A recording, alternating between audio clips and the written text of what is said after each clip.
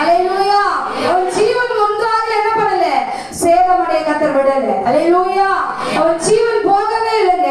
அவ்வளவு நிந்தனை, அவ்வளவு போராட்டம். தன் சொந்த என்ன பண்ற நேசிச்ச நண்பர்கள் கூட என்ன பண்றாங்க, அவரை நீ பாவம் செஞ்சிருப்படா, அதாண்டா உனக்கு இந்த கேடு, அதாண்டா உனக்கு இந்த பொல்லாப்பு, அதனாலதான் உனக்கு இந்த காரியம். ஆனா கர்த்தர் சொல்லுகிறார், நான் உன்னை ஆசீர்வதிக்கவே ஆசீர்வதித்து நான் உன்னை பெருகவே பெருக பண்ணுவேன். அந்த வார்த்தை அவருக்கு நடந்தது. அல்லேலூயா. ஒரு ஒன்றாக என்ன பண்ணல, அப்படியே போயில்ல, எல்லாவற்றையும் ரெட்ட தனியா என்ன பண்ணாரு. எந்த நண்பர்கள்லாம் பகைச்சாங்களோ, யாரெல்லாம் ஒரு அவங்க மனைவி மத்தியில எல்லாரும் மத்தியில என்ன பண்ணாரு, ரெட்ட தனியாய். அல்லேலூயா. திரும்பி என்ன பண்ணாரு, அவர் நாமத்தினால அவர் பெற்று கொண்டார். அல்லேலூயா. நீங்க வந்தவங்க என்ன அப்படியே சும்மா ஏதோ ஜெபம் நடத்துறாங்கன்னு வரல, எல்லாருக்குள்ளே ஒரு சுகம் கிடைச்சிருக்கும். அல்லேலூயா. எல்லாருக்குள்ளே ஒரு விடுதலை கிடைச்சிருக்கும். அவரை நம்பி வந்தாலே செழிப்பு தாங்க. ஏன்னா என் வாழ்க்கையில முழுசா எல்லாமே